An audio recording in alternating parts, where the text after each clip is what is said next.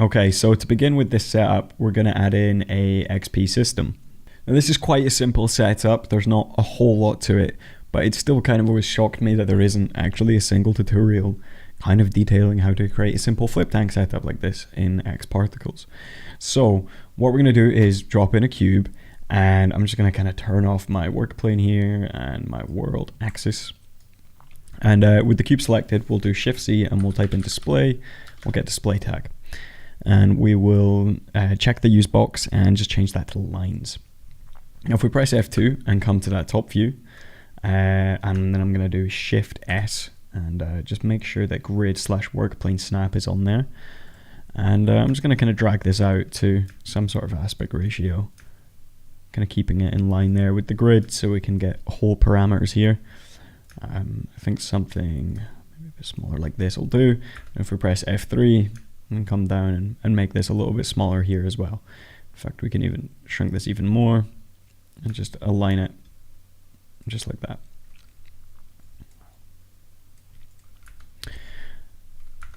And I'm just going to make it a little bit smaller.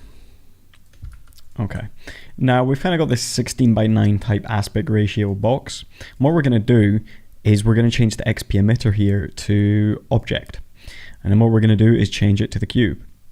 And if we hit play, you're going to see it kind of shooting out the middle of each face. And we don't want that, so we're going to change the emit from to object volume. And now if we hit play, you'll see them spawning in the middle, but kind of shooting outside the boundaries. If you didn't want to do a flip tank setup, if you were to just add an XP collider and change that to inside on the cube itself, now they would kind of be bashing against the sides and not escaping. But we're going to do that today, but in a slightly different way. So if we come to dynamics, underneath choose dynamics, we're going to add a XP fluid flip. You're going to see it's going to drop in this massive blue cube. And if we hit play, we're going to see that everything within that blue cube is going to obey the flip dynamics. Everything outside is not. So you can kind of imagine what we're going to do right now. We're going to make this similar and turn off snapping. That was Shift S. We're going to make this similar proportions to the cube we've created. We want it to be a little bit bigger, but not too much bigger. To be resting close to the bottom, and we want it to be roughly about half the size. If it's too big, when we hit play, all the particles are just kind of drop to the bottom, and it wastes it can waste up to a few seconds of getting on with that. So we want to minimize that as much as possible. So what we want is just it kind of being a little bit bigger on each kind of proportion and axis than the box itself. And then if we hit play now, we're going to see them kind of fly around everywhere. It's not going to look that much different. That's because if we come to modifiers, we're going to drop in a gravity, and now it's really going to start kind of getting the look we want. But it's emitting at a rate, they're coming in constantly, we don't want that. So we're going to change the emission to shot, and I'm going to just change that to 100,000. And now if we hit play, we get them all spawning in, they're kind of flopping around a little bit, they're kind of acting like water, which is what we want. And they're just they're going to sit there, and they're not going to do much. They're maybe going to move around slightly. I'm going to change my amount of frames here to 300. And well, we're kind of in the territory now of having a decent flip setup, and we're just going to amplify this, mess with it, add some complexities to it, see what we can do to create a more kind of advanced look. So the first thing we can do is go to modifiers, come back to motion modifiers, add in a turbulence, can maybe set this to 20, set the scale to about 80, set the frequency to about 90, hit play. Now we're gonna get everything moving around a little bit. This is nice. But a couple things and a couple of parameters I want to go over regarding the particles obeying the flip. So for example, the radius here, I want you to think of this more as the space in between the particles. So if I decrease this down to 1 and hit play, you're going to see they're going to slam more to the bottom, but it's going to create more detail. So you can kind of leverage this to create more detail. However, if we come to the display and we change this to gradient parameter and set it to fluid density / velocity, there's going to be a really good way to visualize the particles and kind of see what's going on a little bit. if I press F2 and I hit play, you're going to see a lot of geeking out, a lot of like, it almost looks like lightning. Looks very weird. Kind of along the bottom. You can't always see it. I'm going to come up to 3 there. You can see a little bit kind of going on there. If I increase the shot count, 200,000, see if we can see it. Doesn't seem to be too bad. But there's a general rule of thumb here, is the lower we bring these particles, bring up the radius count with it. This is going to kind of stop that geeking out from happening when you're visualizing the particles themselves. But also I've just found it helps them behave a little bit more if you do want to bring them all down, and it helps it kind of keep its density as well. If you bring it down too much on a lower amount of particles, for example 50,000, it's going to flatten out too much. It's just not going to look that nice. So for now I'm going to keep this at 2, and I'm going to do about 250,000 particles, and that should be a relatively nice amount. I'll probably come back to these parameters, but just for viewport playback I'm going to keep it close to 100. You can see we're kind of getting that sparking and lightning underneath. It seems to clear up a little bit as we progress into the simulation, but yeah, you can really see that there. So if I wanted to avoid that, if I just brought this up to about 5, it would completely get rid of it. So as we come up, I'll keep this at about 5 just now, but later on, or maybe 4, a bit later on, you'll see me bring the shot count way up to about 350, 400,000, maybe higher. And with that, that'll allocate me the ability to bring this radius way down and decrease the space between all the particles. Now what we want to move on to doing is adding in a couple more modifiers, and then through that we're kind of going to set up a collider. I'll show you how to mess with that, and then we'll move on to rendering these in Octane. Now, adding detail to a simulation like this, there's a couple kind of ways we can go about it. Of course, changing and creating multiple sizes of the particles. And here's kind of the big thing here is Xparticles by default doesn't add rotation parameters to the individual particles. Programs like Houdini do tend to do this. Xparticles doesn't, I'm guessing because it's within Cinema, and Cinema is a little bit slow sometimes. So they don't have it in because it's going to slow down the simulation a little bit. I can't say I really notice it on my system, but they say that it does. So we have to add that manually.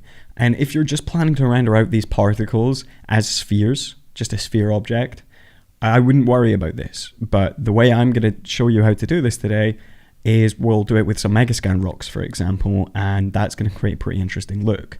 But if we don't add in these rotation parameters, if I drop in a cube here, scale it down, and you imagine that I'm using this cube as I'm going to use the rocks later on to visualize all the particles and render them out. If we don't add in these rotation parameters, it's just every rock is going to hold the same rotation parameters and kind of move around like this. Whereas of course when they're moving, we want them to kind of like rotate as they're moving in different ways and stuff. So the first way we can do this is if we come to extended data and we just hit under general data, we hit use rotation and we change this to tangential. Underneath simple spin, you can add in a spin amount. I'm not going to do this right here though, because here's where it gets a little bit tricky, is when we cache this, and if we were to retime it, which I generally like to do with these simulations, I did it in my last Xparticles tutorial. I may or may not do it in this tutorial, I'm unsure yet, most likely. But when it comes to doing that, these rotation parameters here will completely disobey the cache and the retiming. So if we have these particles come in really quick and then slow down after about 20 frames, this spin isn't going to obey that, and they're just going to keep spinning at whatever speed you've got them set to. So the way we get around that is by adding in a motion modifier, that being the XP spin. And what we do is we set in something really small, 0.1 by 0.1 by 0.1. That should be enough. In fact, you could even come lower. I think I'm going to switch scenes quickly and check. I just went and checked another scene to make sure, because I wasn't sure if it was actually like 0.01. I did a lot of testing and rendering out and just kind of seeing the particles endlessly flying around at like insane speeds, and I did find that these really low values here are the best. So we're going to stick with that, and now when we eventually render out the rocks, they should be spinning and they should be at a decent speed as well, and they will retime. Now after that, what I'm going to do is I'm going to rename the emitter particle or in fact small underscore p. And I'm going to add extra detail to this simulation. I'm going to quickly save the scene. So I'm going to add extra detail to the scene here by adding another emitter. Sorry. And we're going to name this large underscore p. And then what we're going to do with this, if you want to just come to the basic object here, it's under display, that's it. And we'll change this to pink. And we'll leave that as blue. And yep. And then we're going to change the display mode here to single color, and we'll make it that same pink. And what we're going to do is drop the amount of the shot count here to 10,000. So now if I go and hit play, we're going to see we've got these little pink particles sitting in the middle. I'm going to help kind of visualize this by changing this back to single color and keep that on blue. And now in the middle we have the pink particles. I'll make them a little bit larger. And I'm just going to come back to that parameter because it actually looks really flat. And for God's sake, I'm going to change it to spheres. Now we hit play. You can see we've got these particles in here. Now, what's going to be cool about this is when I add in the mega scans, if I then add, of course, we'll have to go into Cinema 48 Octane object tag to see the particles in Octane. I'll add a second rock and we'll make it larger, and that will add a little bit of detail. Now, why would we do that as opposed to adding an Octane object tag and just adding an extra piece of geo in here? And that's because what we're doing is getting way more control over the large ones that we want, the amount that we want, or even if we want to go deep and mess with the modifiers, add in multiple spin modifiers, and then have them kind of corresponding. It's most likely that the large rocks would probably spin a little bit slower. You could go to that level of detail if you wanted. We could even add in another one, call it X large underscore P. You know, change this to 1,000. Bring up that display massively. Make it green. And you know, now you could have like even bigger ones in there. So this is going to be a way to kind of control that. And I'm just going to stick with the two. And it's going to be quite a nice setup. But yeah, of course, if you wanted to, you could add in 3 pieces of geometry under your main particles and kind of give them slightly different scales, or 3 duplicates of the same geometry, give them, you know, different scale values, and then, you know, that will do the job for you. But I kind of like to have the control of having big particles, small particles, and then going in and messing with them individually. Now, if we want to add in a collider and have them all kind of move around an object, let's add in a cylinder. We'll make it about 110 on the radius. If we press, come back to F1 here, and then we're going to scale this way through the particle tank. And I'm going to do the same thing with the display tag, and I'm going to turn it off just now. Yeah, I'm going to turn it off. Come back up to the top. We'll right click, Insidium tags, XP collider. What's going to happen? You're going to get a bunch of particles sitting around in the middle. It's not going to look good. Really easy fix. You just come to your fluid flip, solver, solid objects, accurate collisions. Now, if you're using more advanced geometry when creating a collider like this, for example, a megascan, if you want them all to go flying around a giant rock or a tree, make sure there's no polygon holes. If there's holes anywhere in your geometry, or if there's, you know, it's not closed at the bottom, it's a tree trunk and it's not closed at the bottom, these parameters won't help you. It will, in fact, it won't even look like this. It will just like really geek out, not look cool at all. So pay attention if you're not using parametric objects, you're bringing in models you've made yourself or scans or something. Make sure there's no holes there, otherwise it will really freak out. So if we hit play now, we're going to see they obey that and they all kind of flow around it, and it looks nice. And we could do this with as many objects as we want, just like that. Okay, so I've kind of shown you the basics of setting up a flip tank. I'm not really going to do much else now when it comes to kind of the X particle side of things. Most of our tweaks now are going to be in Octane. Like I said, this is a super simple setup. It's a shame there's not really been many tutorials in creating something like this. And we have a kind of simple water type setup with our particles.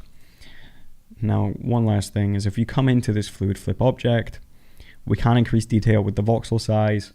I haven't really seen it to make as much as a difference. It does, but not as much of a difference as, for example, just increasing your shot count, decreasing the radius, messing with the turbulence. Things like that really seem to be amplifying how the simulation pans out a bit more. You know, you can really whack these particles around. If you're going to increase the strength of things, just bear in mind, if I do Control D, come to X particles, you might have to bring up your subframe steps as well, so it's kind of doing more calculations per frame for each particle. Of course, it's entirely up to you. I like to keep it quite simple. So there's not really much else in there, and we could also, it's probably better to change this to flip. As far as I'm aware, flip calculates better. So putting that as flip and leaving that like that, I think we're good to go into Octane. Now I'm just going to boot up Octane here. I was thinking just about what I said before about the voxel size not making a huge difference to the detail of the simulation. That's under the assumption that you're creating the particles the exact way I'm creating them here, by placing them in a box and then having them drop down.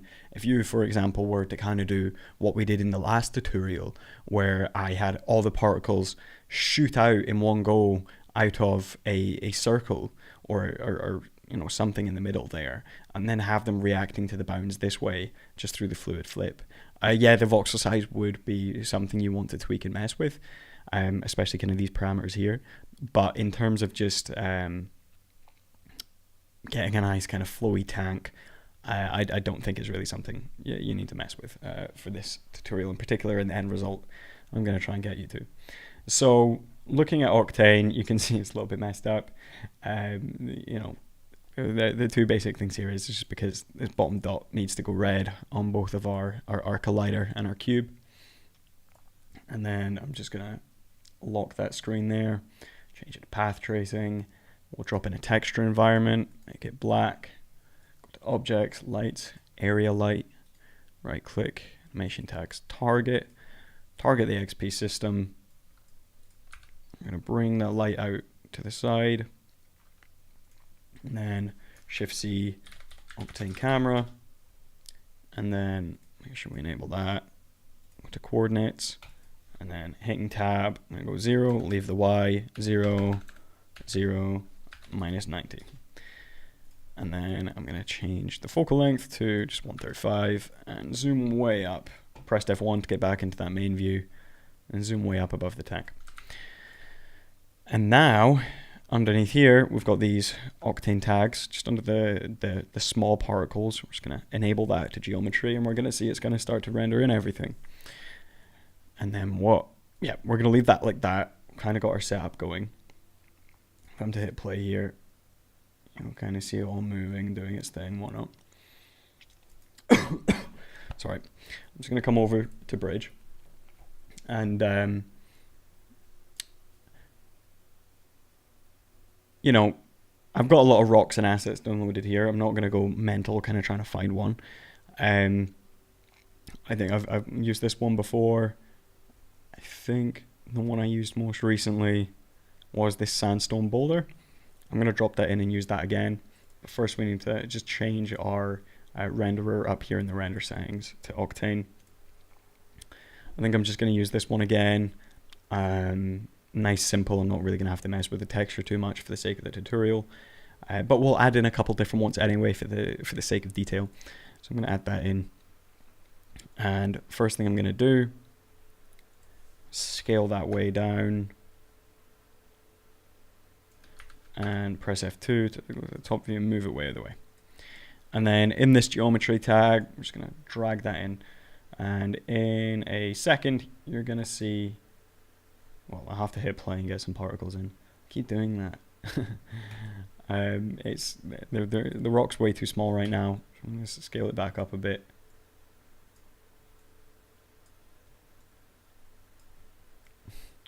Up quite a bit apparently. And I'm just going to change this. If I'm going to press F3, use that right view, change it to perspective so I can move around while the viewport's still. I'm just going to scale up this light a bit, move it around to the top here. Move it up a bit. Okay, so we've got all these rocks everywhere. You can see they've got the rotation. It's looking nice. There's maybe a little bit too many around the bounding of this cylinder here. They're kind of bashing up against it. I'm going to increase those segments, but also just through adding variation in size, that will begin to look a little bit better. Now what we're going to do is we're going to add the same geometry Octane object tag to the large particles here, and what I'm going to do is call this small underscore rock, and we'll duplicate it, and we'll call this one large underscore rock. And now if we get rid of the small one out of here, drag in the large one, you can see for a second it showed us those larger particles, and we really just scale this up. You can see now we've got these nice kind of bigger ones sitting in there. I'm going to bring it down a little bit, bring down the small rocks a little bit, bring the scale of everything down. And now what I'm going to do is just add in another rock. So if we come back to bridge, and I've kind of got this small sandstone one sitting there, but I'm going to use this tundra rock down here. Now this is all stuff I've downloaded. Again, you might have to spend a bit of time looking for the assets you want to use. For the sake of the tutorial, I'm just dropping in ones that kind of have a coherent look to them. And just double click that material, fixes it, and we'll scale it way down to about 5%, bring it over to the side, and in that small p, I'm just going to drop it in there. Remember to hit play. And you can see this one's very big, so I need to scale that down even more. I want it to just be sitting in there, being a little bit smaller, just adding some extra detail. Okay, now what are we going to do next? I'm going to scale these big ones down a little bit more, and I'm going to let the simulation play out for a second, and I'm going to increase maybe the scale here and the strength. And I'm going to let the simulation play through and get a little bit of turbulence going on. Right now, everything looks a little bit flat. I don't really want that. I'm just going to play up here to about 60 frames or so. Yeah, everything going mental. Okay. Now if we look at this, okay, it looks cool. So in that Octane object, the Octane light, I'm going to change the power to 1000, and in the distribution, add a fall off map, set it to 90 degrees, change the sampling rate to 3000,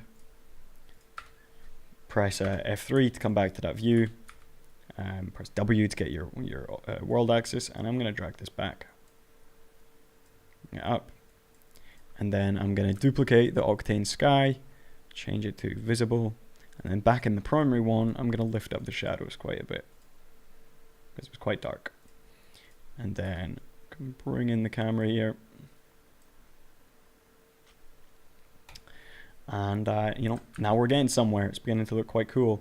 Maybe gonna, sorry again for tweaking so much, I know it's annoying, but maybe just bring up the large ones once again, and you could add a second light, you could add a bunch of things. What I'm gonna do next though is come into the materials and give them a bit more saturation. Sort out all of these nodes. I'm just going to add in a bit of saturation there, make it a bit more orange, bring down the gamma a little bit, and then in this tundra stone, do the same thing, more saturation. Okay, I was just bumping up the saturation a bunch there to kind of get locale of where they are, because they're a little bit hard to notice right now. Just bring up the gamma. Just get a more kind of orangey look in there. I'm going to come back to that first one. and do the same thing again here. You can see some of these in there are still looking quite brown. Bump up the saturation. I think that is the tundra stone still. Yeah. Okay. Right. That looks cool. Bit more color in there, popping a little bit. In the camera imager, enable the camera imager, bring up the highlight compression, and we'll give it a little bit of bloom. Not much though. And in terms of visualization, probably not going to really change that much now. One thing we could do though, and I think this looks really cool, is if we come to modifiers, we could add in a XP wind. And then if you just rotate that, for example, 90 degrees, and let it play out, and get this like super awesome kind of like flowing animation of it all kind of like falling and hitting the bottom. That looks really cool. So, you know, a couple different kind of modifiers we could add here. And bump up that wind strength. Really get them flying down. You get this cool build up at the bottom, and if you have a high enough tank, they'll splash back over.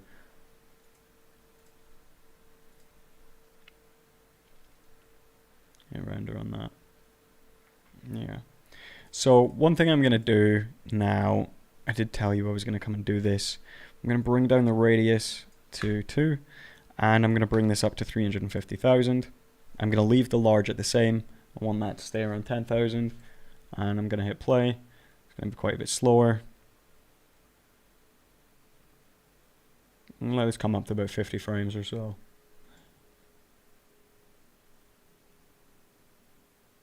And now if we hit render on that,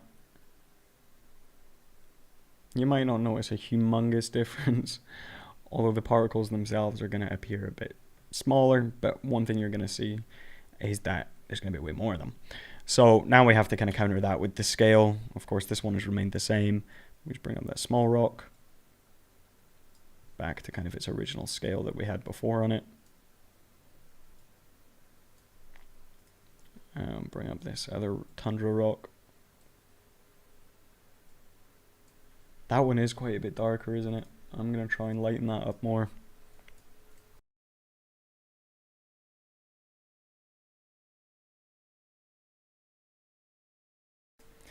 And we've lost a little bit of contrast, so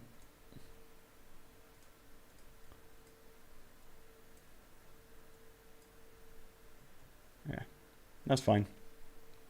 Maybe scale these up a bit more, yeah. Right, so of course that comes back to full circle to what I said earlier about increasing the amount of detail there. Add a second camera. Kind of see this from a different point of view. You can even get something kind of swirling around there. Now, the last thing I'll do, I did this in the last tutorial, but I'm going to do it again, is we'll just cache the simulation and do a nice little retime on it, and you can kind of see some of the motion modifiers in action. So I'm going to leave Octane open, but if we just come to utilities, and we'll add in a XP cache. Now I'll just specify where I want this, and then there's not really much else to it. We're just going to hit build cache, and we're going to wait on that. Okay, so once that's done caching, if you hit play, you will see your simulation going around really quickly. And what we can do is just come into the XP cache, same thing as the last tutorial, go to playback, retiming frame. We're going to put a keyframe on frame 0 and a keyframe on the very last frame. And what we're going to type in for this value is whatever our last frame is. So for me, it's 300. And now you're going to see if we play back through the animation, nothing happens. That's because this needs to be 0. And if we play back through it, it's playing just like normal. Now, let's say I want the first 20 frames to double, almost double in speed. Have them come up to about frame 45, and then we'll only use like the first couple seconds. So we'll say by the end of the animation, it only gets up to frame 90, so that's 3 seconds in. Now it will come in really quick and then slow right down at frame 20. And you could keep messing with this. Frame 50, we could keyframe that to frame 50, and then between that and frame 70, this reaches frame 80, and then this comes in fast, slows down, and then zoom, speeds up a bit, and then slows way down. But it's going to be so slow now because between 80 and 90, so you maybe want to come up to like 120. Now if you hit play, go that fast bit, and then slows down again. So that's kind of simple retiming. One thing I would suggest as well is just change this and have it start on frame 1. Reason for this, or even maybe frame 2. Reason for this is just because when they're all kind of spawning in and they're all dropping down right at the start, it's kind of nice to just skip that and get that out of the way. Otherwise you're probably going to end up cutting those frames out in post, so just kind of getting rid of them there. Get everything going super quick. We'll have a little look at that one last time in Octane. Awesome. So that's pretty much it. Not a whole lot else kind of going on here. Maybe we can clean up this scene. We can call it Geo. Call these cams. 1, 2. Got just one lights, and then BG, Sky, Collider, and what do we call this? Emitter. And then put them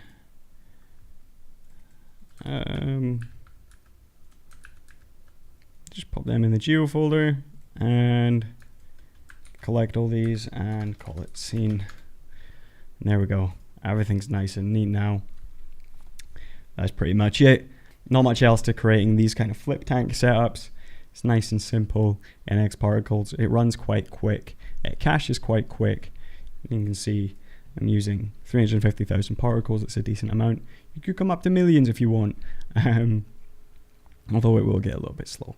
I hope this tutorial helped you, and please tag me on Instagram if you create some of these kind of like awesome simulations. I love to see them.